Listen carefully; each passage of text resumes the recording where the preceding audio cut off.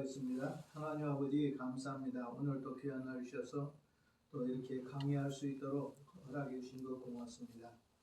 하나님께서 이 성경을 우리에게 주시고 또 성경을 시대 역사 가운데 있는 교회들에게 주시고 또 성경을 붙들고 사는 교회들이 하나님의 말씀대로 살 때는 부흥을 주시고 또 하나님의 말씀을 묵상하면서 교리를 산청할 때는 정통교리가 되게 하시고 그러나 하나님 말씀을 교회가 떠날 때는 쇠퇴하게 하시고 또 말씀을 떠날 때는 잘못된 신앙으로 나아가는 것을 볼 수 있습니다. 역사 가운데 오늘 또 주장하시고 섭리하시고 인도하신 아버지, 우리 교회의 역사 속에도 오늘 하나님의 성령의 역사가 일어나게 하시고 교회들이 세워지게 하시고 굳건하게 도와주옵소서. 주의 감사하고 예수님 이름으로 기도하옵나이다. 오늘은 이제 제6강 선교지 분할 정책과 교회 조직과 발전에 대해서 보겠습니다. 우리나라의 선교사들이 들어왔을 때 그냥 마구잡이로 들어와서 선교를 한 것이 아니라 효과적인 선교를 위해서 선교지를 분할해서 이렇게 선교를 했습니다. 1934년 우리 개신교가 들어온 지 신년이 되는 50년이 되는 신년 50년이 되는 그 신년 기념식에서 북장로교 선교사 히토모는 한국 선교사에 있어서 가장 놀라운 특징 중에 하나는 6교회 선교구로 구성된 장감 연합 공회사에 맺어진 선교 분할 정책이다 이렇게 했어요. 한국 교회가 이제 복음전에서 50년 차 되던 이 희년에 히트모가 말한 대로 그 당시에 선교 기관이 6개였거든요. 6개란 말은 장로교는 4개고 감리교는 2개예요. 감리교는 남장로교, 남감리교, 북감리교. 장로교는 북장로교, 남장로교, 캐나다 장로교, 호주 장로교 이렇게 합해서 6개 장로교 4개, 그 다음에 감리교 2개 이렇게 가지고 선교사들이 들어와서 선교 사역을 이렇게 했습니다.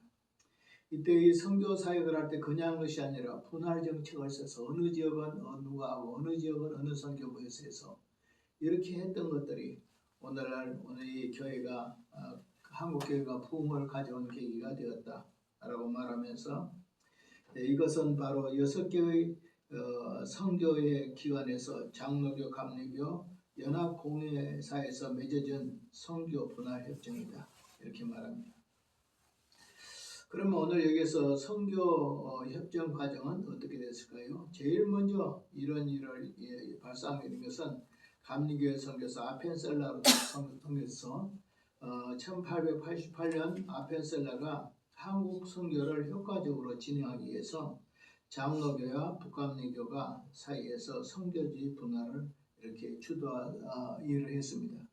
그래서 아펜셀라에 의해서 이것이 이루어졌다. 감리교 선교사 아펜셀라에서 이 선교지 분할이 가는 것이 주도되었다 하는 겁니다. 1892년 1월에 처음으로 장로교 선교지 분할위원회가 결성되었는데 그때는 남장로교가 한국 선교를 시작했을 때입니다. 제일 먼저 한국교회에 들어온 장로교는 북장로교고 그 다음에 남장로교가 들어왔을 때 1892년대에 북장로교와 남장로교 사이에서 선교 분할 협정을 이렇게 체결되었습니다. 그러면서 1992년 그해 그러니까 92년 1월 달에 오늘 남장로교, 북장로교가 선교 분할 협정을 했고 1992년 그해 그러니까 5월 하순에 감리교 대표자들과 두세 차례의 협의를 거쳐서 6월 11일 장로교, 감리교 대표들 사이에서 처음으로 오늘 선교 분할 협정에 대한 초안을 작성했습니다. 그 1892년에 감리교와 그 다음에 장로교의 그 선교사들이 선교 협정의 분할 초안이 무엇인가 하면 일반적으로는 소도시와 그 주변 도시에 대한 공통적 점유는 우리의 각 선교의 유익한 방법이 아니다. 무슨 말이냐 하면 어떤 한 지역에 막 감리교, 장로교 선교사들한테 가면 대립관계가 되잖아요. 그러니까 어느 지역은 감리교, 어느 지역은 장로교 이렇게 하면 서로 대립하지 아니하고 오히려 좋다. 그래서 오늘 이 선교협정 분할 초안에서 제일 먼저 소도시와 그 다음에 주변 지역의 공동점유는 우리 각 선교의 유익한 방법이 아니다. 그러나 5천 명이 넘는 항구 도시라든지 읍들은 공통적으로 할 수 있다. 어떤 소도시는 소도시나 주변의 작은 데는 두 개의 선교 기관이 들어가면 안 된다. 공동으로 점유하면 안 된다. 그러나 5천 명이 이상 되고 그 다음에 읍들이 있다면 거기는 인구들이 많을 때는 여기에서 두 선교 기관이 공유할 수 있다. 이렇게 말하는 겁니다. 그 다음에 두 번째로 5천 명 미만인 오늘 이제 읍이라든지 그 다음에 그 지역은 하나의 선교부가 오늘 거기에 설치돼야 된다. 그렇지 공동으로 들어가면 안 된다. 소규모 5천 명 미만 소규모잖아요. 소규모 여기에 두 개의 선교가 공유하면 안 된다. 5천 명 미만일 때는 한 선교만 들어가서 해야 된다. 이런 협정이 됐습니다. 그 다음에 이제 다른 선교 기관에서 이미 들어가 있는 곳에 있죠. 다른 교사 선교가 들어가 있으면 거기는 들어가면 안 돼요. 이미 선교사들 감리교면 감리교 들어가 있으니까 장로교가 들어가면 안 되고 장로교가 선교사가 들어가 있으면 감리교 선교사가 들어가면 안 돼요. 그러나 그곳에서 만약에 공백이 6개월 동안 이상 된다면 선교부가 들어갔는데도 불구하고 선교를 6개월 동안 하지 못하고 어떤 사정에 의해서 선교 공백기가 생긴다면 어떻게 될까? 그럴 때는 이제 선교 공백기가 생길 때는 이때는 어떻게 해야 되냐? 그러면 이때는 다른 선교가 가능할 수 있다. 한 일정한 지역에 어떤 선교사들이 활동을 해서 들어가면 안 된다. 소규모 당시에는 5천 명 미만인 사람이 살고 있는 곳은 그런데 그곳에서 사람 선교가 한 5개월 이상 6개월 가까이 쉬어버릴 때는 공백기가 될 때는 그 선교기관이 감당을 못하면 다른 선교기관이 들어갈 수 있다. 이렇게 협정을 맺었습니다. 그 다음에 이제 또 하나는 무엇이냐 그러면 네 번째로는 우리 각 선교에서 신도들이 다른 교단으로 옮겨갈 때 어떻게 할 것이냐. 그러니까 좀 이제 규모가 좀 커질 때는 감리교 선교사도 뭐 북감리교, 남감리교도 있을 수 있고 그 다음에 장로교도 이제 장로교, 북장로교 뭐 이런 장로교도 있을 때 서로 다를 때 이제 만약 교인들이 여기 감리교에서 장로교로 간다. 장로교에서 감리교로 간다. 오늘날 같으면 뭐 감리교, 장로교 필요 없이 그냥 같은 장로교라도 그냥 이웃교에서 막 옮겨가 버리지만 그때는 그렇지 않았고 만약에 선교 기관의 신도들이 다른 교단으로 옮겨갈 때는 어떻게 해야 되냐? 그러니까 한 교회의 교인 혹은 후보자의 이름으로 등록한 사람들이 그러니까 교회에 등록한 교회 다니고 있는 사람, 그 다음에 그 교회에 등록을 한 사람 이런 사람들이 다른 교회를 갈 때 어떻게 하느냐? 이명서 없이는 못 간다.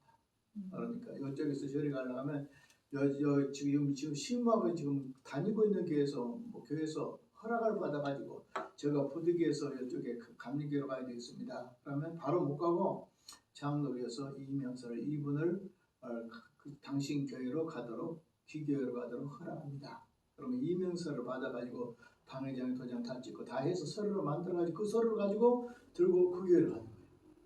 그러니까 다시 말하면 이런 사람들은 어중이 떠중이 아니단 말이에요.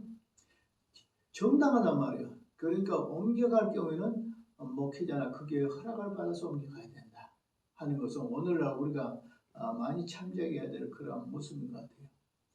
그래서 이명서를 가지고 가라 하는 거예요. 감리교에서 장로교로 올 때도 우리가 교파하고 서로 틀린데 이럴 수도 있겠지만 그 당시에는 서로 교파 안에도 그리스도 안에 한 교회라는 것을 생각해서 감리교에서 장로교로 올 때도 이명서를 떼가지고 뭐 권사가 온다든지 집사가 온다든지 심지어 교인이 온다 해도 어느 정도 교회 등록 후보 그러니까 이제 이제 아직 등록도 안 된 상태 그저 몇 번 교회 다닌 사람도 그냥 간 게 아니라 그 교회 담임 목사의 이명서를 받아가지고 간다. 이렇게 아주 철저하게 되어 있습니다.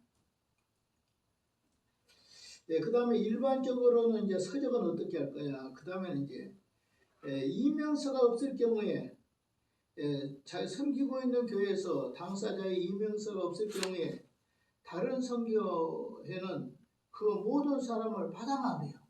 이명서가 그냥 없이 막 받으면 안 돼. 다 받아야 돼. 어느 정도 되냐면요. 조사는 전도사잖아요. 오늘 하면 전도사. 그 다음에 학생들, 심지어 중학교, 고등학교, 주일학교 다니는 애들까지라도 허락을 받아가지고 가야 된다. 그 다음에 또 교사, 그 다음에 조력자 이런 사람들을 이명서 없이 자기 교회로 올 때는 받지를 말아라. 여기서 갈 때도 받아가지고 가야 되고 상대방에서도 뭐냐면 이명서를 가지고 온 사람을 받아줘야 된다. 자, 다른 교회로 갈 때도 자기가 다니고 있는 목사로부터 이명서를 받아서 다른 데로 가고 또 다른 교회에서 그 사람을 받을 때도 이명서 없이는 받지 말아라. 어느 정도까지? 심지어 학생들까지. 오늘 주일학생, 중고등학교 학생들까지. 그 다음에 뭐 집사, 교사는 물론이고. 그러니까 모든 성도들은 그 어린 주일학교 아이들까지라도 다른 교회로 간다면 이명서를 받아가지고 가라. 그리고 본 교회에서도 다른 교회에서 왔을 때는 이명서가 없거든 주일학교 아이고 누구 받지를 말아라. 이렇게 철저하게 되어 있는 것은 오늘 우리가 많이 생각해 봐야 될 이런 문제. 그냥 중직자들이 그냥 함부로 교회로 옮겨버리고 그냥 뭐 옮길 때 의논도 없이 이명서도 전혀 없이 이렇게 하는 것은 잘못된 거죠. 그 당시에 선교 기관이 서로 틀려도 감리교 장로교가 아니라도 감리교에서 장로교로 가도 이명서 없으면 안 받아지고 이 장로교에서 감리교로 가도 감리교에서도 장로교인들 함부로 받는 것이 아니고 이렇게 했다라고 기록되어 있습니다. 그 다음에 이제 책들입니다. 교회에서 이제 책을 줄 때 있잖아요. 책을 줄 때 우리는 저도 책을 쓰다 보니까 공짜로 많이 줘요. 그런데 그것이 좋지 않다. 어느 정도냐 그러면 교회에서 모든 책들은 무료로 주지 않고 팔아야 하며 그 다음에 가격은 균일해야 된다. 그래서 교회에서 성경을 그 당시에 성경을 교회에서 판단 말 기독교 스님이 없으니까 여러분 각 교회에서 성경을 가지고 초신자들이나 누구들이나 이 집사들한테 팔 때도 돈 받고 주라. 그냥 주지 말아라. 두 번째 그 돈을 받을 때 어떤 사람은 싸게 주고 어떤 사람은 비싸게 주고 하지 말고 균등하게 줘라. 이렇게 말하고 있습니다. 2페이지입니다. 자, 그 다음에 이제 크게 나눠서 선교지의 이제 그 분할 지역을 이렇게 나눴습니다. 즉, 6개의 선교 기관이라고 했죠. 장로교 4개, 감리교 2개. 그렇게 해서 이렇게 분할 정책을 했습니다. 이것은 매우 잘한 겁니다. 자, 예를 들어 말하면 북장로교, 미국 북장로교 선교부는 어디가 그 선교 지역이냐 그러니까 강계, 선천, 그 다음에 평양, 그 다음에 재령, 서울, 청주, 안동, 대구, 그 다음에 평안도, 황해도, 충청북도, 그 다음 일부 지역과 경상북도 지역까지 북장로교가 했다는 관역이 엄청 넓죠. 저 북한 저 밑으로부터 시작해서 충청도 여기 청주도 옛날에는 장로교 관할지역이고 청주뿐 아니라 저 밑에 경상북도 있는 데까지가 바로 장로교 북장로교 관할이다. 그러니까 아마 제일 넓었던 것 같아요. 이들이 이제 숫자가 많고 이래서 그런지 처음부터 한 것이 아니라 한참 지나서 오늘 선교 분할 정책을 했습니다. 그 다음에 남장로교는 어디냐? 남장로교는 전주, 군산, 목포, 광주, 순천 등 전라도와 그 다음 대전, 그 다음에 부여 등 충청남도 일부와 제주도까지다. 그러니까 남장로교도 굉장히 넓죠. 예를 들어 말하면 대전 밑으로 시작해서 제주도까지 쉽게 말해서 대전 밑으로 시작해서 제주도까지 다 어디냐? 미국 남장로교 출신이다. 성교지다. 여기에 들어가면 안 되죠. 감리교라는 거 들어가면 안 되죠. 북장로교도 들어가면 안 돼. 같은 장로교인데. 그 다음에 세 번째 캐나다 장로교는 어디냐? 캐나다 장로교는 북한 쪽 생각하면 돼요. 원산, 그 다음에 함흥, 성진, 회령, 용정, 함경도 지방과 간도 지방까지다. 라고 말하고 있습니다. 그 다음에 호주 장로교가 좀 좁은 것 같아요. 선교사들이 많지 않았는 것 같아요. 아마 선교사들의 그 비례도 했으니까 호주 장로교는 늦게 들어왔잖아요. 호주 장로교에서는 부산, 마산, 진주, 거창, 통영 그렇게 경남. 저도 알고 호주 장로교가 경북까지인가 했는데 경북은 아니고 경상남도 딱 경상남도 일대 그러니까 아마 장로교에서 제일 작지 않을까? 선교사들이 좀 작은 숫자가 적었는지 아마 숫자에 대해서 배려를 안 했겠어요. 그러니까 장로교 하면 크게 네 군데다. 하나는 북장로교와 북한의 지금 현재 북쪽에 있는 평양도 항해도부터 시작해서 요로 밑으로 해가지고 그 다음에 여기 경상도 경기도 그 다음에 강원도 그 다음에 충청도 이 부분 그 다음에 또 어디까지 냐면 저 밑으로 경상북도까지 그러니까 상당히 이렇게 광활한 부분이 북장로교 선교구역이다. 그래 말한 것은 북장로교 선교사들이 제일 많았던 것으로 이렇게 생각이 됩니다. 그 다음에 남장로교는 어디를 대전 밑으로 시작해서 제주도까지 전라도 지역. 그 다음에 호주 장로교는 경상남도 지역.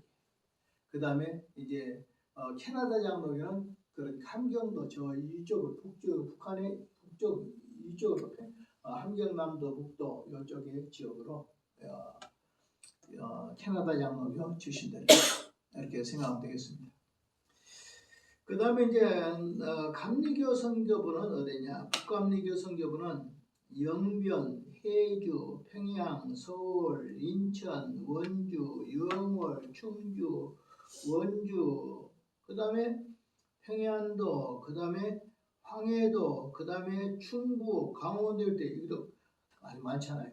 그러니까 이 사람들이 선교가 제일 먼저 들어왔으니까 북감리교가 제일 먼저 들어오고 북장로교가 제일 먼저 들어왔으니까 선교사들의 숫자가 많으니까 아무래도 지역이 아주 넓은 지역을 차지했다. 이렇게 생각하면 돼요.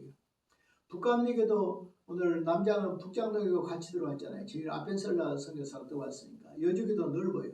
여기도 보니까 북한의 상당한 지역, 그 다음 대도시 이런 데는 평양이라든지 개성이라든지 이런 지역들, 그 다음에 서울, 그 다음에 인천, 강원도, 영주, 원주, 그 다음에 영월, 충주, 원주까지. 그러니까 평안도와 황해도와 경기도와 충북, 충청, 북도와 그 다음에 강원도 일부 지역까지 오늘 여기에서 되었다. 그래서 이제 정확한 경계를 여기 보니까 그 크기나 사이즈가 굉장히 북감리교하고 남감리교가 북장로교가 많은데 서로 조금씩 겹치지 않았을까? 근데 그래도 겹치지 않고 정확한 경계는 힘들겠지만 오늘 지역에 보니까 상당히 북감리교하고 북장로교는 상당히 이렇게 겹쳐 있는 것들을 볼 수가 있습니다. 그러나 대도시는 보통 보면 겹쳐 있어요. 한 사람은 서울이나 이런 데 큰 대도시는 다 겹쳐서 있어요. 공동으로. 그 다음에 그 외에는 이제 이렇게 겹치지 않도록 했고. 그 다음에 남감리교입니다. 남감리교는 원산, 서울, 송도 개성이에요. 춘천, 그 다음 함경남도, 그 다음에 경기도, 강원도 일부 지역으로 이렇게 되어 있습니다. 이렇게 어떤 지역은 좀 많고 어떤 선교부는 많고 작은 것은 선교사의 숫자에 비례했을 것이다. 이렇게 생각이 됩니다. 여기서 참고로 서울, 평양, 원산 이런 이 세 개 도시는 2개 이상 선교부가 공동으로 선교할 수 있습니다. 여기는 인구가 많기 때문에 서로 겹칠 수 있다. 다른 선교부들하고.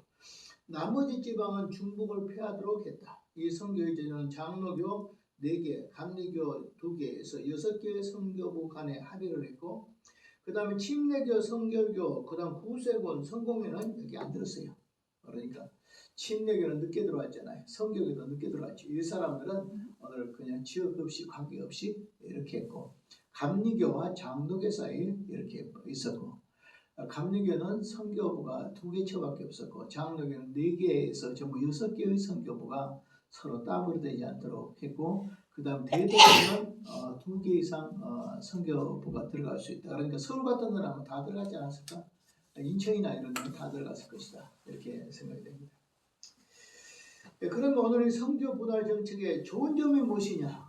장점은요, 서로 마찰을 할 필요가 없잖아요. 한 선교기관에 들어갔는데 뭐 다른 선교가 들어와야지 마찰이 있지. 한 선교만 딱 들어가서 거기서 교회를 딱 세우고 있으니까 소규모 지방이나 소규모 이렇게 그렇게 도시들 인구들이 모여 있는 그곳에서는 사람들이 서로 마찰을 할 수가 없다. 교회들이 마찰을 하지 않는 건 좋은 거 있잖아요.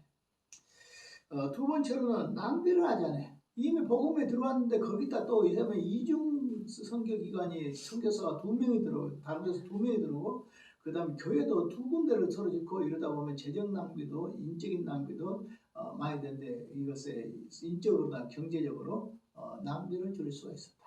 하나 마찰이 없고 두 번째 인적 어떤 자원에 대해서 오늘 여기서 낭비를 하지 않아야 된다. 세 번째로는 한국 전 지역을 효과적으로 복음을 전하게 됐다. 그리고 그 다음에는 선교지 분할 정책은 네비우스 원리에 기초한 선교 정책에 의해서 또 이게 수립되었고 함께 장로교 공회가 남긴 기여도가 컸다. 네비우스 선교 정책하고 이것하고 맞아떨어져 가지고 이렇게 말하고 있습니다. 단점은 무엇일까요? 문제는 뭐냐 그러면 이 단점이 딱 들어보니까 여기에서 이제 예를 들어 말하면 자유주의 신학 색채가 가장 강한 데가 그 캐나다 장로교거든요. 근데 캐나다 장로교가 어디냐 함경도 쪽이란 말이에요. 북쪽으로. 거기서 그 지역 교회들이 자유주의자가 많아. 그래서 신학 사상이. 그러니까 그 사람들이 우리나라에 딱 내려와서 다른 내려온 사람들이 나중에 예장 기장이 불릴 때 기장 출신들이 그중 다 기장 출신들.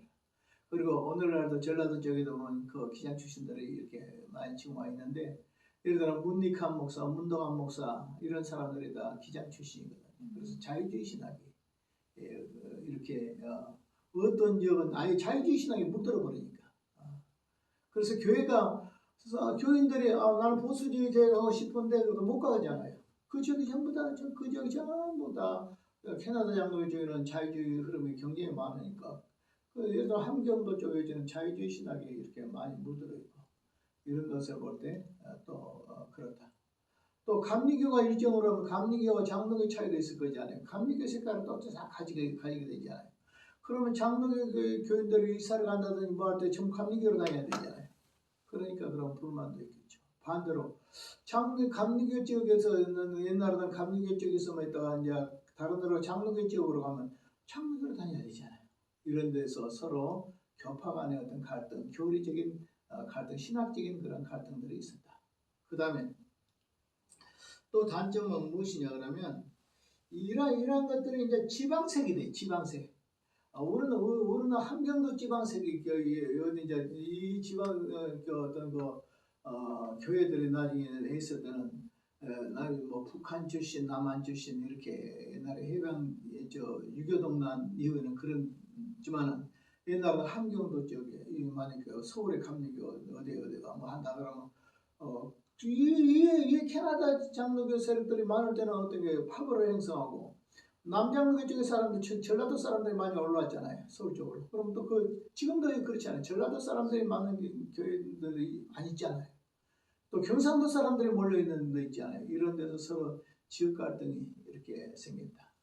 그 다음에 하나는 뭐냐면 우리나라가 자꾸 교회가 쪼개지는 이유 중에 하나는 이 선교 분할 정책에 그런 잘못도 있다. 그래서 나중에 교회의 어떤 분열을 일으킨다라는 의미에서 그다음 지역의 갈등을 일으킨다 이러면서 교리적인 갈등을 일으킨다 이런 면에서는 이 선교 분할 정책이 상당히 단점이다.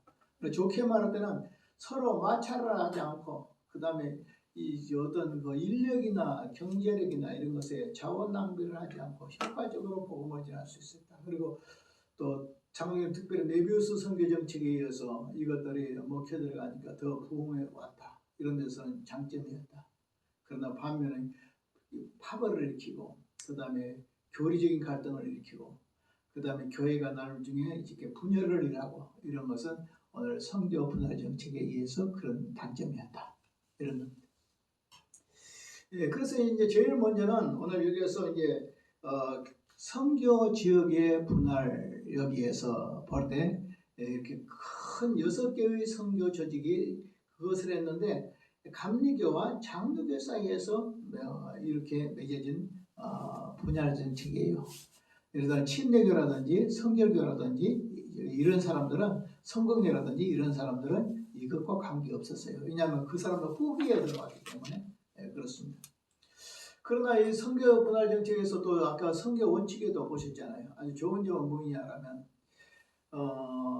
그 교인들이 다른 교회로 갈 때는 교인들까지 이명서를 지참해서 갖도록 했다.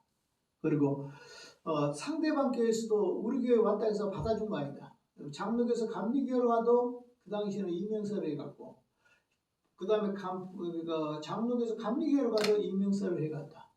교회에서 나갈 때도 그냥 나간 거 아니라 목사의 허락을 받아서 나갔다. 오늘은 어떻게 해요?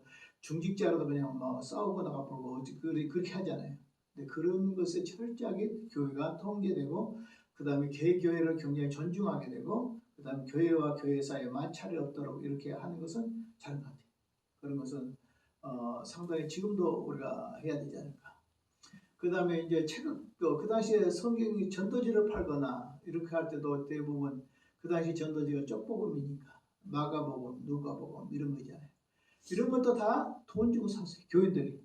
교회에서 그냥 안 줬어요. 오늘날은 전도지를 그냥 산더미처럼 교회에서 만들어가지고 그냥 공짜로 다 주고 그다음 밥까지 사주고 막 다 해도 전도를 안 하는데 그 당시에는 전도를 하려고 하면 자기가 전도지를 다 자기 돈으로 교인들이 사가지고 그 다음에 동네 그것도 아침부터 나가서 저녁까지 해질 때까지 특별히 그 당시에 오늘날 부흥회는 헌금을 걷고 이런 데 주력을 하지만 옛날 부흥회는 은혜 받고 나면 헌금이 날연보니까 내가 며칠을 전도하겠습니다. 이거 연보요.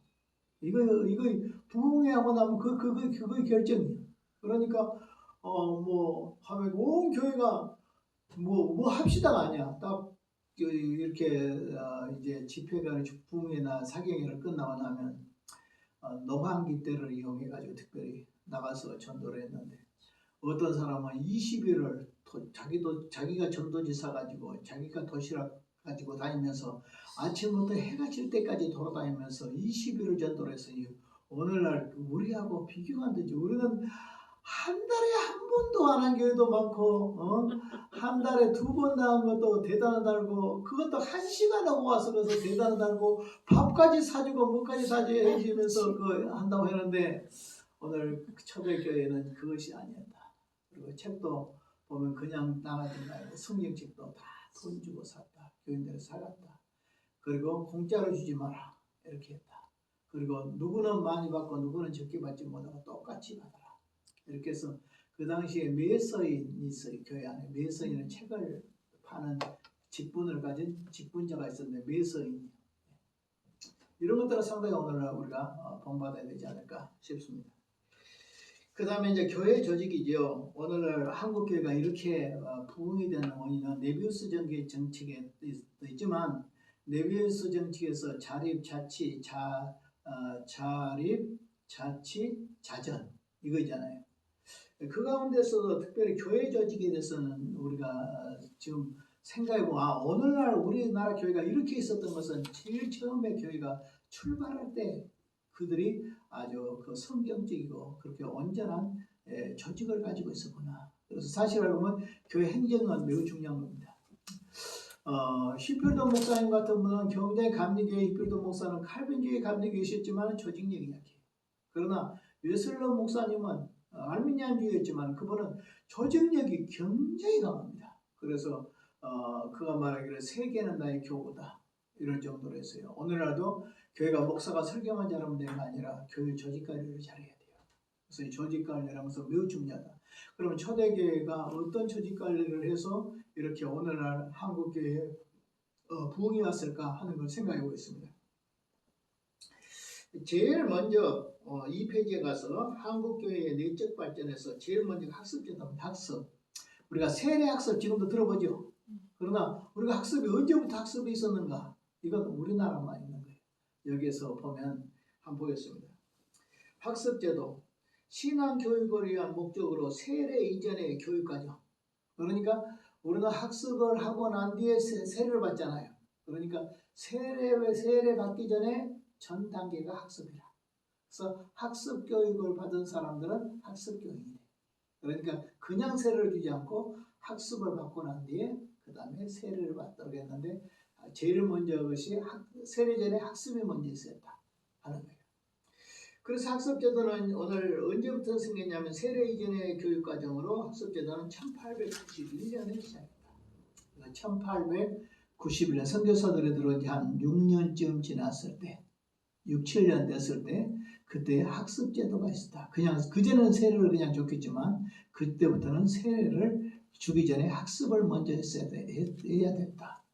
이건 참 잘한 거기까지 잘한 것 같아요. 세례 받기 전에 학습교육 제도를 줘서 학습을 할 수 있도록 하는 것. 오늘날은 이제 이것이 제대로 안 되니까 다시 어떻게 했냐면 그냥 학습교육 없이 그냥 막 바로 세례를 준 사람들이 이제 장로교 이렇게 생겨버렸는데 이것은 잘못된다고 생각해요. 그냥 세례만 막 주고 교육도 전혀 시키지도 않고 이건 잘못된 것이다. 옛날에는 학습교육이 먼저 학습제도가 있고 그 다음에 세례를 줬는데 이것이 1891년도부터 됐다. 그러니까 학습교육의 역사는 우리나라에서는 1891년에 실시된 것이다. 우리가 우리 교회에서 안 하면 이거 몰라요. 학습교육이 언제부터 학습교육이 됐지? 이것은 1891년 미국 북장로교 선교부에서 규칙과 세칙을 정했는데 학습교육에 대해서 일부 시방에 보면 특별한 경우를 제외하고는 세례 희망자 전원은 6개월이나 그 이상의 교육과정을 밟아야 한다. 이거 잘하는 것 같아요. 보통 우리 학습받고 나서 6개월 세례 받잖아요. 그 기간이 6개월을 받아야 된다. 근데 때로는 요거까지 것도 부정 같아. 우리가 대부분 보면 그냥 요즘 학습교육도 형식이 돼가지고 기초적인 거만 짜고 학습교육 이렇게 하는데 그 당시에는 교육 기간이 6달에서 거주 6달에 1년 가까이 교육을 받고 난 뒤에 세례 교육이 됐다 했으니까 세례 받기가 굉장히 힘들잖아요. 오늘날은 그냥 세례 받는다고 막 주고 학습도 없이 줘요. 요즘 나도 최근에까지는 학습교인이 있고 그다음 학습 받고 나서 6개월에 이렇게 세례를 줬는데 이것도 지금 제 시행이 안 돼. 성도들이 없고 세례 받을 교인도 없는데 무슨 학습교인이 있어서 참 이것은 비참입니다. 이건 잘못돼요. 한국 교회 질을 떨어뜨린 거 아닌가. 초대교회는 아마 이것도 우리 학습교인에서 1시간도 교육 안 하죠.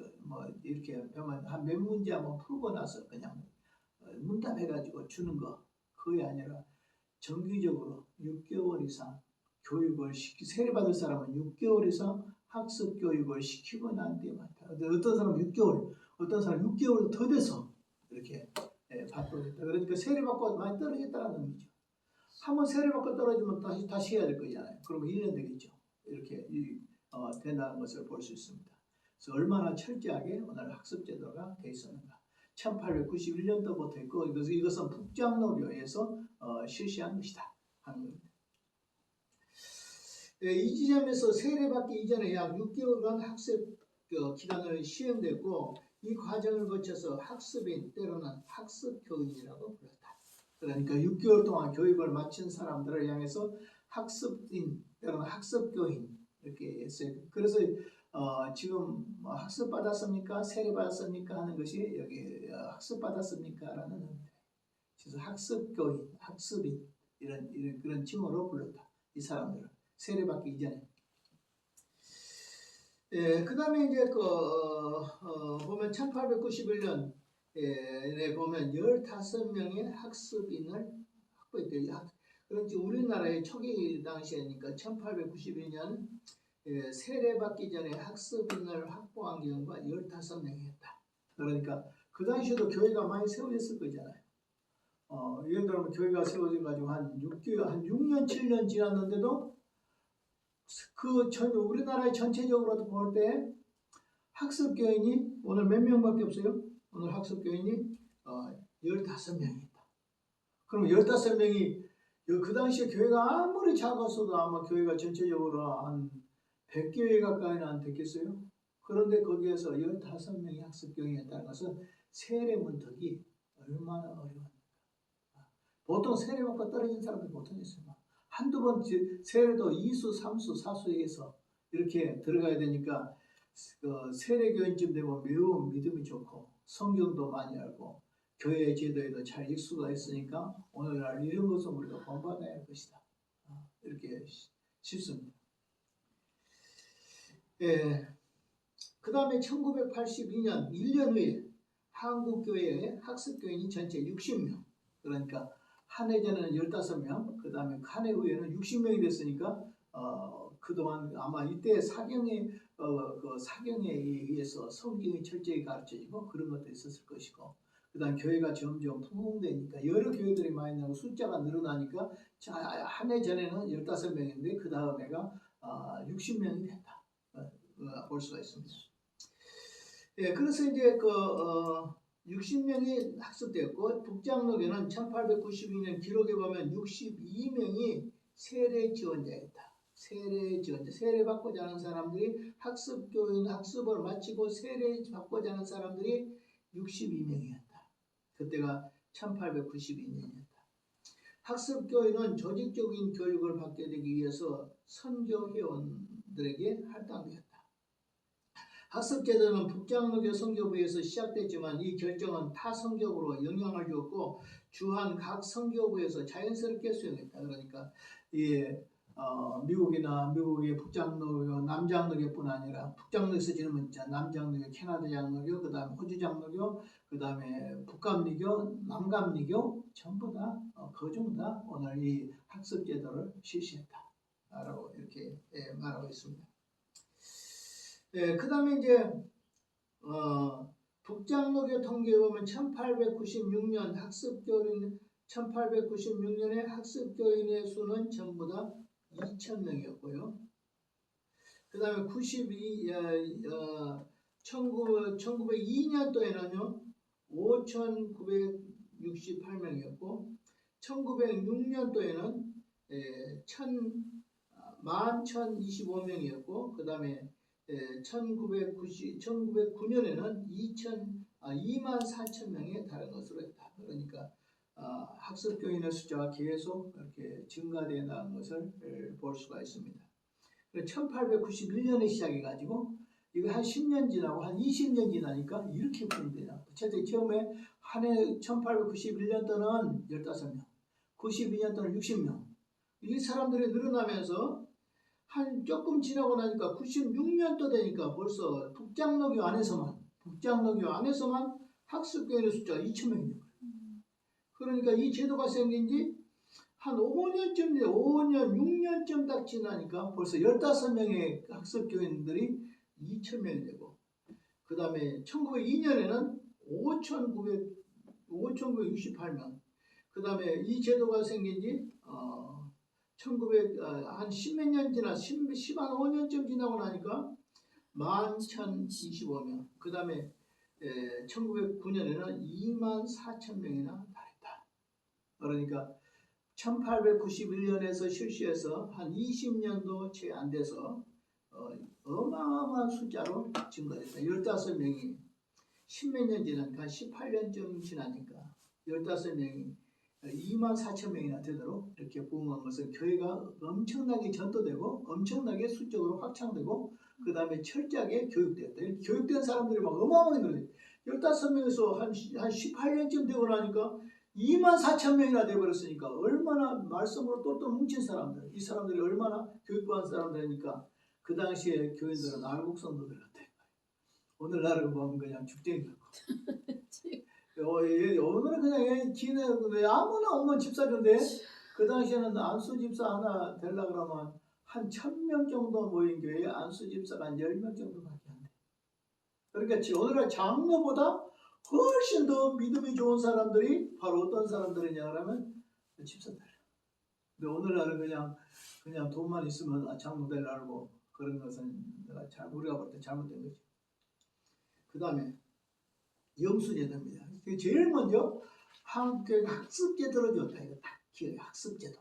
학습제도는 매우 세례받기 전에 준비하는 과정을 6개월 동안 교육하는 기간, 때로는 6개월 이상 교육하는 기간을 거쳐서 그 다음에 세례를 주었다. 그러니까 충분한 교육 이후에 오늘 세례를 줬다. 그냥 준 것이 아니었다.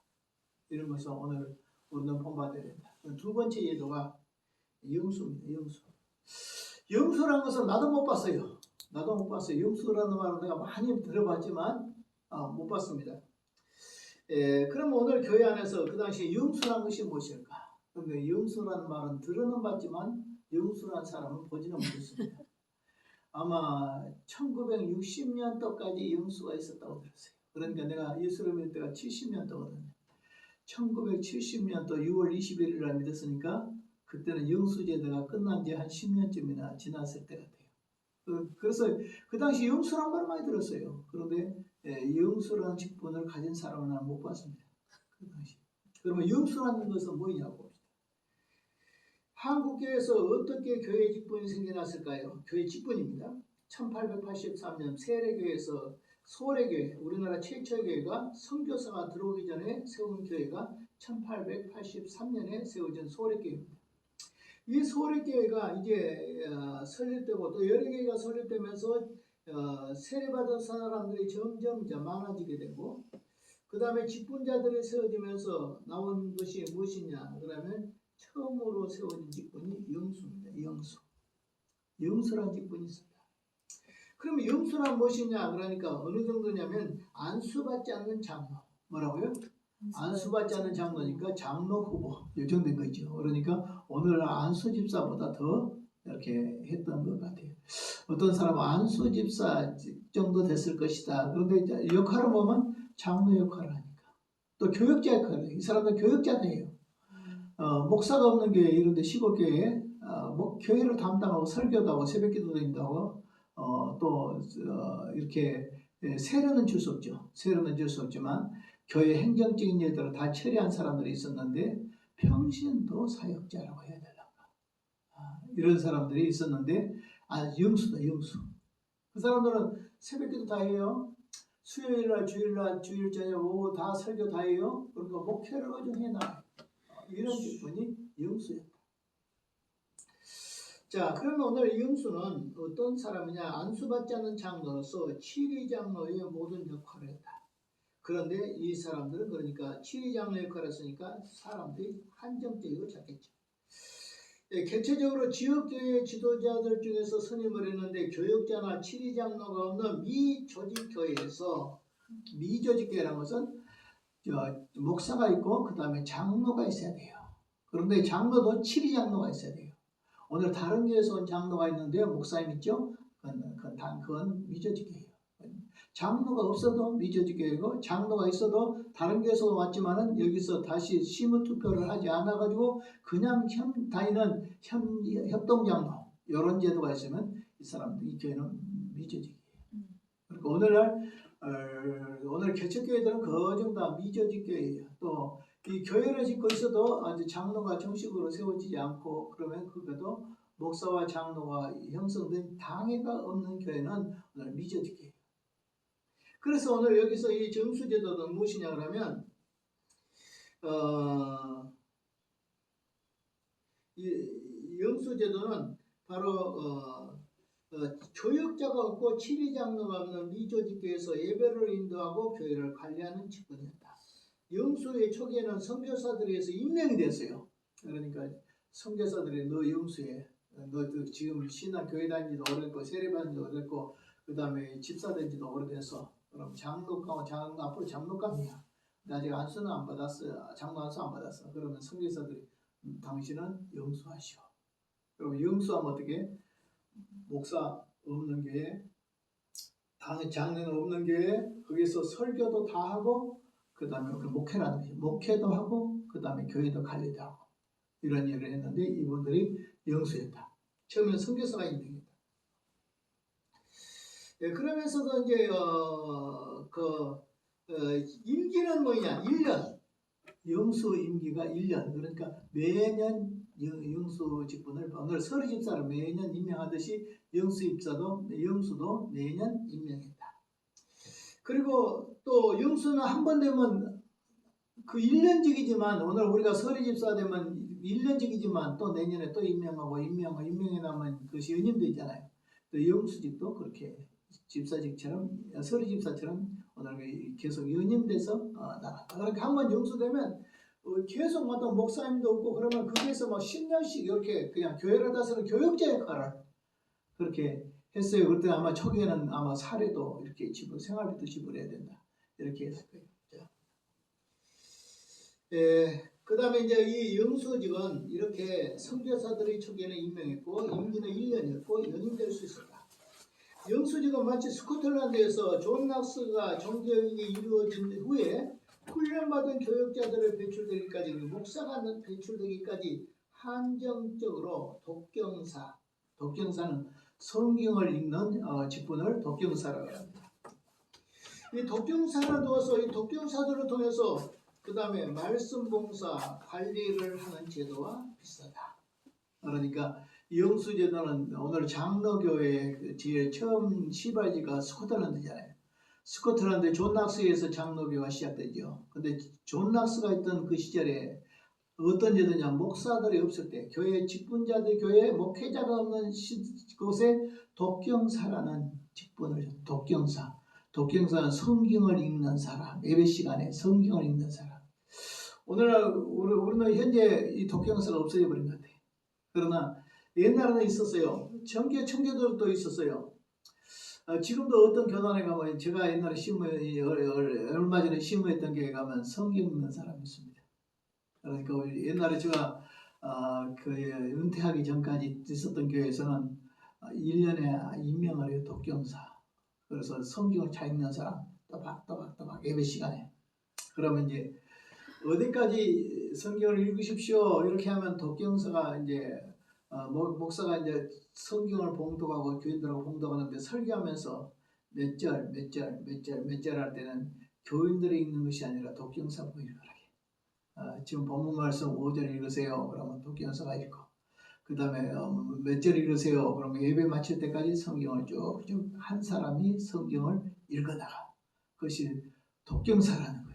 나는 이것을 보고 나서 이런 일이 있고 내가 심했던 교회만 있는가 했더니 알고 보니까 청교도들도 독경사가 있더라고요.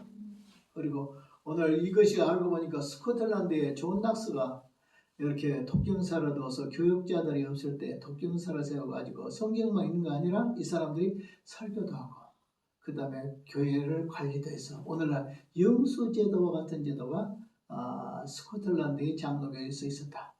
그래서 거기서는 독경사라고 불렀다. 그런데 이것이 바로 우리나라는 독경사를 하지 않냐고 뭐라고 말하냐면 영수라고 불렀다. 그러나 영수하는 일이나 독경사하는 일이나 내용이 똑같은 것 같아요.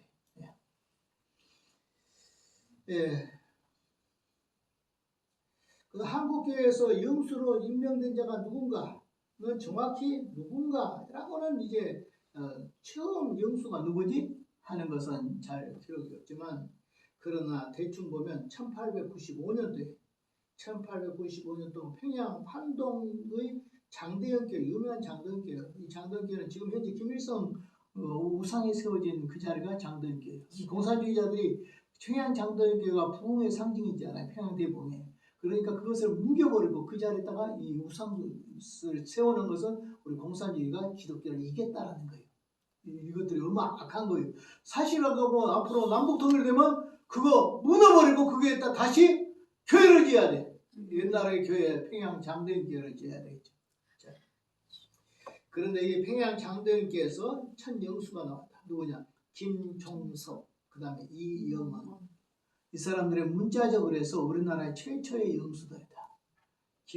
언제요? 오늘 이 1895년에 선교사들이 들어온 지 한 15년쯤 지났어. 평양 장대교회 김종석, 이영원 이 사람들이 첫 영수들이다. 임명됐습니다. 1900년도에 임명된 영수들이 있어요. 1895년도에 임명된 사람들이 명단이 나와 있는 거예요.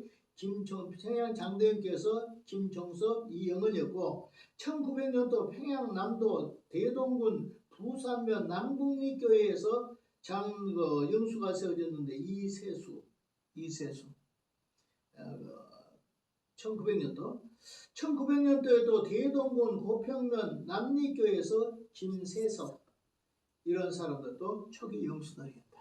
그러니까 제 영수로서 제일 먼저 기록되는 사람은 장대영께다. 평양 1895년에 장대영께서 김종석, 이영은. 그 다음에 1900년도에는 평양남도 남국립교회에서 이세소, 그 다음에 남리교회에서 김세석이었다. 그 후에 영수가 임명되어서 지금의 장로와 이 사람들이 전도사 역할을 했다.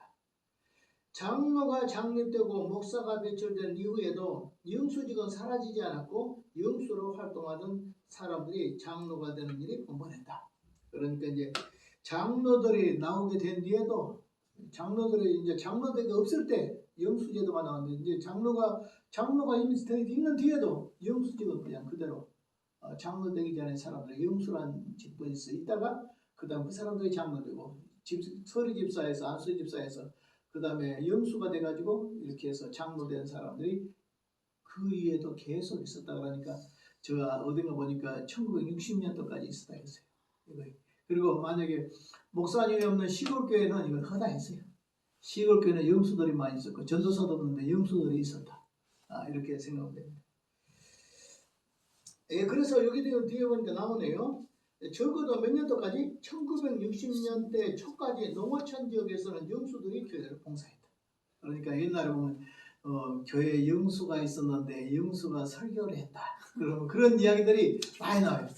어느 교회는 갔는데 영수가 설교를 했는데 그 어떤 교인이 교회를 나오다가 안 나와. 그래서 왜 안 나오냐고 이렇게 했더니 뭐라고 말하냐면 우리 고추를 널어놓고 교회 나왔는데 교회 갔다 오니까 누가 도둑이 따가지고 버렸다고 영수한테 말하면서 고추도 못 지킨 하나님을 어떻게 믿냐고 그러면서 교회를 안 나왔다고 그런 일도 들어본 일이 있어요. 그래서 영수들이 장로가 없고 목사가 없던 교회에서 그러니까 도시교회도 있었는데 나중에는 이제 도시교회는 장로들이 있고 나니까 영수제도가 그대로 남아있어. 영수가 나중에 장로가 되고 이렇게 돼 있었고 시골교회는 그냥 영수들이 목사나 전도사가 없으니까 거기에서 교회를 그냥 목회를 해 나갔다.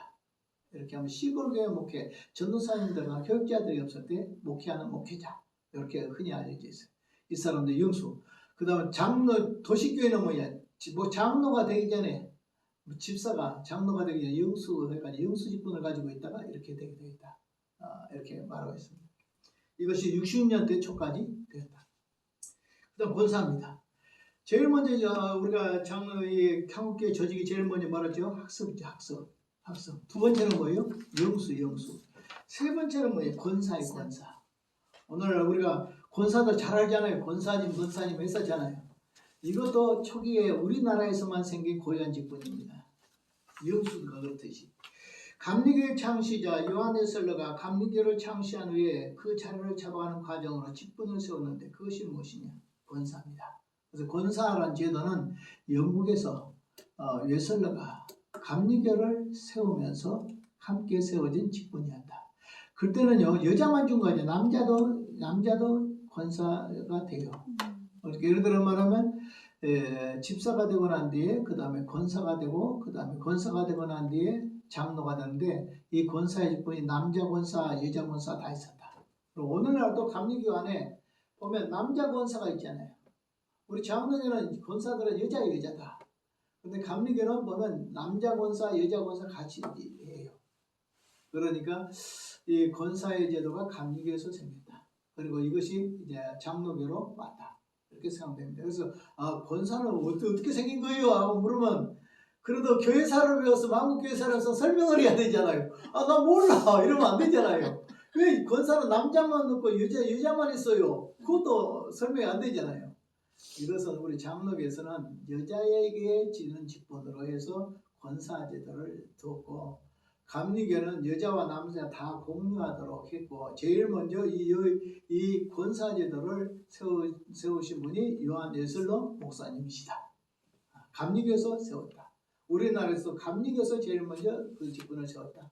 그리고 이것이 장로교와 그 다음 심지어 순복음이 어떠니 오늘날 다 생기게 되었다. 하는 겁니다. 그 다음 보겠습니다. 지금까지는 감리교에서 권사의 직분은 약 집사가 되고 난 뒤에 5년 이상 이제 된 사람들에게 남자 이자를 택하고 그 다음에 권사 가운데서 또 장로로 택하더라. 그리고 감리교 제도는 어떻게 되냐면 집사가 됐어요. 집사가 되면 집사가 된 지 한 5년쯤 된 사람을 향해서 남자 이자를 다시 투표를 해서 세웠어요. 그것이 바로 권사예요. 권사. 예. 이 권사가 나중에 뭐이 돼요? 권사 중에서 나중에는 장로가 돼요. 그러니까 집사, 권사, 장로 이렇게 되겠습니다. 감리교는. 예, 그 다음에 이제 보겠습니다. 그러나 지금은 어떻게 되냐? 한국교회 모든 개신교 교파마다 권사제도로 다 채택했다. 그래서 다년간 집사직에 충실한 사람들을 오늘 권사로 택한다. 그런데 감리교는 여자 권사, 남자 권사가 있지만 오늘 장로교는 무엇이냐면 여자 권사만 있고 남자 권사는 없다. 그럼 우리 장로교에서는 지금 안수 집사하고 비슷한 것이었는데 감리교에서는 볼 때는 그 권사가 서리 집사 이 집사보다 더 위였다. 이렇게 생각합니다. 장로가 되기 전 과정에 주는 직분, 남자이자의 직분, 그것이 바로 집사 위에 권사, 그 다음에 장로 이런 제도가 되었다. 그 다음에 이제 세워진 건 무엇일까요? 조사입니다. 조사. 자, 지금까지 보겠어요. 제일 먼저 한국교회가 교회 조직을 설립할 때 제일 첫 제도가 뭐예요? 학습. 그 다음 두 번째가 뭐예요? 영수. 세 번째가 뭐예요? 권사. 권사는 어디가 있어요? 한국교회만 지금은 성경에는 없어요. 그러나 웨슬레가 세운 것이고 감리교에서 나중에 교파적으로 옮겨서 지금 모든 사람들이 다 하게 된다. 그런데 그 대신 감리교하고 우리 장로교나 다른 교는 틀린 점은 뭐냐? 감리교는 여자나 남자나 다 세웠기 때문에 남녀 권사가 있지만 우리 개신교 다른 개신교에서는 우리는 여자만 있다. 그 다음에 조사입니다. 조사. 조사는 난 들어봤어요. 조사는 옛날에 우리 전사님 보고 하는 말이 보면 목사님이 말하기를 김조사, 안조사 하고 불렀어요. 네. 최근에 제가 신먹고 있던 교회도 보면 조사 이런 거 있었어요. 네. 자, 그럼 조사. 뭐인 조사인가? 보겠어요. 여러 지역교회를 설립되고 한국교회 지도자들이 부족한 상태가 되었다. 그래서 선교사들이 모든 지역에서 교회를 관할하는데 어렵게 되었어요. 왜냐하면 선교사들이 교회도 관리하고 자기 한 몸으로서 교회도 관리해야 되잖아요. 그러니까 설교도 다 해야 돼. 새벽기도 같은 거 다 해야 돼. 교회 관리 다 해야 돼. 그리고 옛날 교회가 지금은 차 타고 다니면 되지만 옛날에는 걸어서 다니고 막. 그러니까 일정한 지역에 한 일개 면이 아니라 상당히 넓은 지역을 걸어 다니려면 어떤 하루에 10km씩 걸어 다니야 되고 또 전도하러 다닐 때도 그때는 차도 없으니까 그냥 자전거도 없으니까 그냥 이렇게 들고 다니면 가방 들고 다니고 무겁고 그렇잖아요. 그러면 길을 안내하고 가방 들어주고 따라다니는 사람이 있어. 도울 조자 조사. 그것이 바로 조사인데 이 조사가 전도할 때만 따라다닌 것이 아니라 교회에서도 선교사가 한 사람이 계속 주일 설교나 모두 다 힘들고 새벽기도 하면 여러 힘드니까 틈틈이 그를 도울 수 있는 주일학교라든지 여러 기관을 도울 수 있는 일을 한 사람들이 조사가 됐다. 그러니까 선교사들의 복음을 전하는 것이나 그렇지 않으면 선교사들이 목회를 하는 그 교회 안에서 부교육자의 역할을 담당한 사람도 있었는데 그때는 전도사가 이전에 있었던 것이 바로 조사였다 하는 것입니다. 그러니까 장로 이전에 있었던 것이 영수, 그 다음에 전도사 이전에 있었던 것이 바로 조사였다 라고 하는 겁니다. 자, 보겠습니다. 조사는 선교사의 조력자, 도울조자 일을 했었죠. 그래서 조사예요. 도와서 일하는 것. 선교사들이 순회를 할 때 길을 안내하거나 선교사들 길을 모르잖아요. 오늘날 같은 핸드폰 가지고 딱 치고 쭉쭉 찾아가면 되겠지만 의들이 어디 잘 모르잖아요. 옛날 길도 좁고 이렇게 하니까 그 길을 또 살고 있는 사람들은 잘 알잖아요. 그러니까 선교사님 요리가 어느 마을이고 요리가 얼마나 있고 이렇게 선교사의 길을 전도를 하고 다니는 선교사들의 길을 안내해 주는 사람이 있다. 그 사람들이 조사했다. 그러다 보니까요 뭐 선교사가 가면은 옛날에는 뭐 지금 자전거도 없고 그러다니까 걸어 다니는 수가 많잖아요. 걸어 다니니까 가방도 무겁잖아요. 전도지도 많이 들어야죠. 그래 누가 들고 다녔어요? 그 한국 사람이 짐번호로 사람이서 가방도 져주고 뭐 전도지도 얼마나 무거워 쪽보고 막 이렇게 이런 거 막 많이 하니까 그런 거 짊어지고 다니고 들어주고 다니고 또 길 안내해주고 이런 사람들이 조사했다. 또 교회 선교사들 목회하는 교회에서도 선교사님들이 뭐 몸이 아프다든지 그럴 때는 다른 날 설교도 좀 해주고 그 다음에 주일학교나 이런 데 신경 못 쓴데 이런 데까지 다 할 수 있는 사람들이 회의를 했는데 전도사가 해야 될 일을 했다. 그래서 이 사람들을 향해서 조사라고 한다. 네. 자, 그 다음 보겠습니다. 네, 목사들이 배출되기 이전에 선교사들을 대신해서 설교를 하고 교회를 봉사하는 일을 담당했다. 말하자면 오늘날 전도사와 같은 사역을 감당한 것이다. 안수를 받지 않았으므로 성례 집행을 못했어요. 이 조사가. 그렇지만은 축도도 못하겠죠. 물론 선교사의 자문을 받아서 지역교회를 돌아보고 선교사와 동행하면서 교회를 관리했다. 한국의 첫 조사가 보고된 것은 1888년도에 오늘 여기에 한국교회의 직분자로서 오늘 그 당시에 오직 두 사람이 나왔는데 그 당시에 장로 두 명이 이렇게 나왔습니다. 그래서 1818년에 1888년에 장로 아마 출신 중에서 오늘 여기 조사가 나왔던 것 같아요. 조사. 장로 된 사람들 가운데 있던 것 같아요. 그러니까 성경 지식도 상당히 있고 설교도 하고 교회도 섬기고 이래야 되니까 그렇겠죠. 그다음에 이제 그 당시에 보면 이제 여자 조사도 있었어요. 여자 조사. 남자 조사만 있는 것이 아니라 남자 조사는 좀 빨리 나왔다고 한다면 여자 조사는 1918년대 여자 조사가 있었다. 그러나 당시 한국교회의 여자 조사는 어느 정도냐 그러니까 57명이 됐었다. 그러니까 이때 1918년이니까 평양 대부흥이 일어나고 한 10년 정도 지났으니까 교회가 그때는 막 엄청 많았겠죠. 그러니까 교회가 막 엄청 많이 세워지니까 교육자들이 신학생들에 의해서 목회자들이 없고 전도사도 별로 없고 시골 막 세워진대. 이러다 보니까 또 선교사들이 전도 많이 다니고 그러다 보니까 조사를 세웠다. 그리고 전도사들을 대신해서 쓸 수 있는 사람들이 세웠다. 아마 그때 여기 장로들이 처음에 됐다고 했고 그 다음에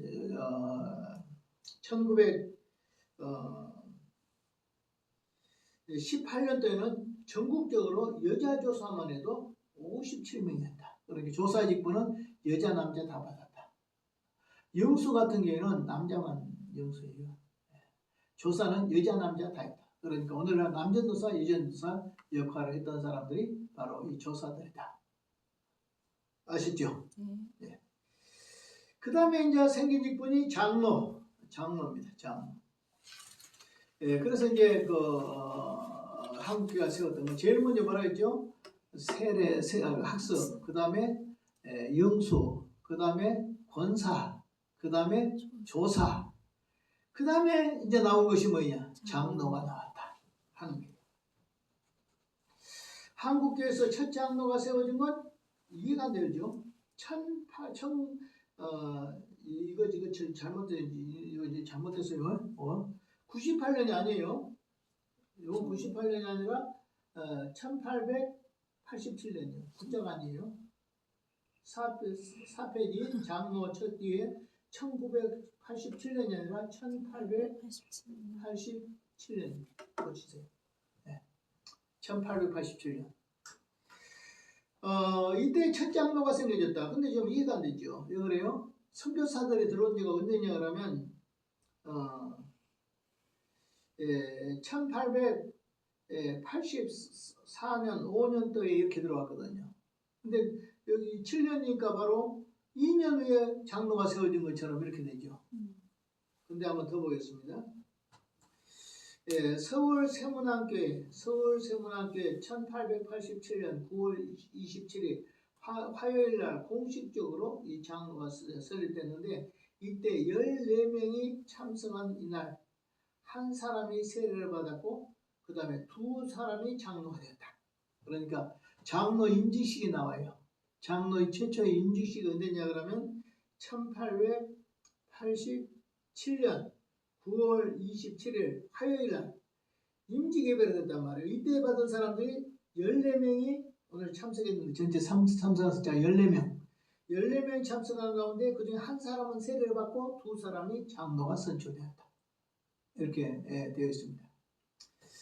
그 다음에 보겠습니다.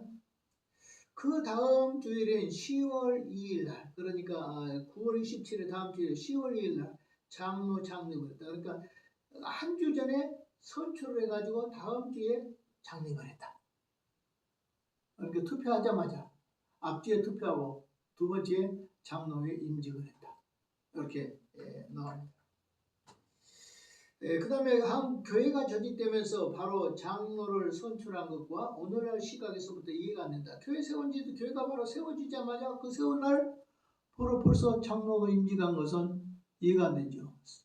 이 세문안교회가 세워진 지가 바로 그 세운 데가 언제인데 1887년 9월 27일 화요일 날 세웠는데 이때 14명이 참석해서 교회를 세우면서 한 사람이 벌써 세례를 받았고 그 교회가 세워진 그 시점에 두 사람이 장로가 됐다.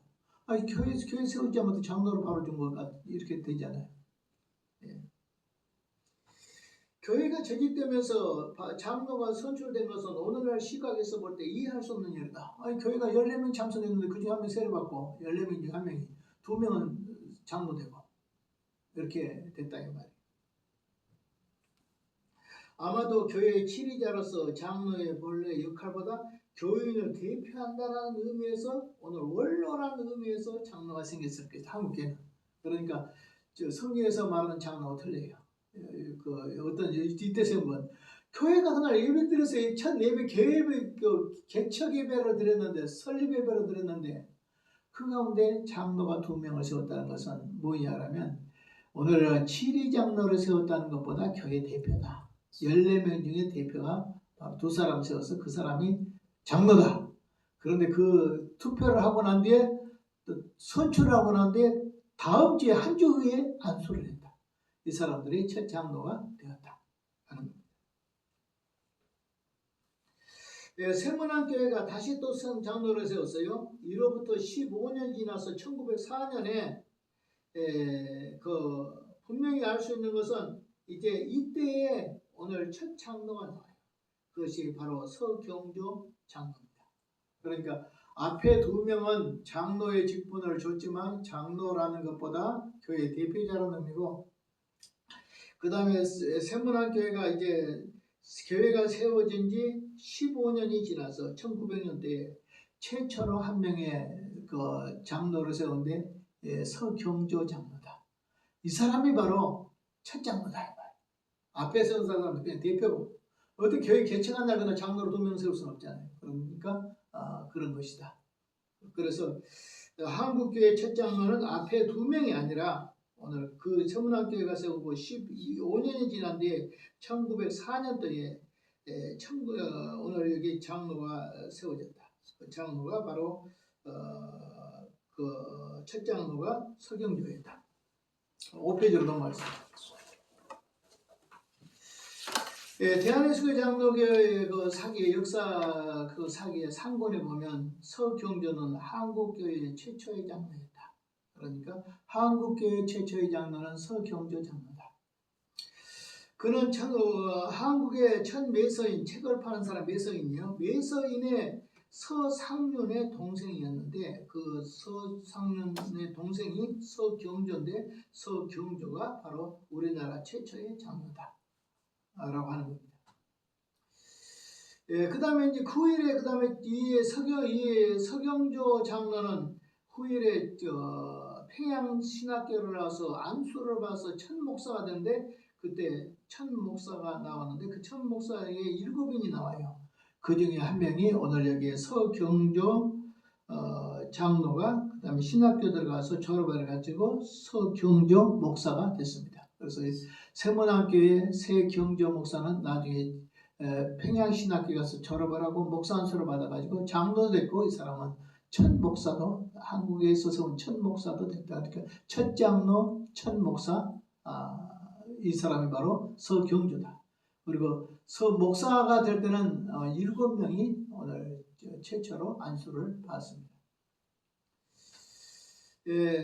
그 다음에 1900년 평양 판동교에서 김종섭이라는 분이 오늘 장로의 장례 받았어요. 1907년에 한국장로교회 첫 노예를 조직했는데 한국장로교회 장로수는 47명이다. 1907년도에 평양대붕이 일어날 때 그때 이제 한국의 그 장로교 첫 노예를 조직했어요. 창립 노예죠. 이 노예를 동노예라고 합니다. 동노예 때 조직된 사람이 있었는데 그때 장로들이 47명에 달했다. 1912년도 총회 조직을 할 때는 225명이나 됐다. 엄청나게 장로가 많았죠. 그래서 이제 첫 장로는 서경조고 그 다음에 이제 그 다음에 1907년에 동노회로 조직할 때 이미 한국교 장로수는 47명이었고 그 다음에 총회가 조직되는 1912년도에는 225명이나 되는 장로들이 세워졌다. 이렇게 되어 있습니다. 좀 쉬었다 하겠습니다.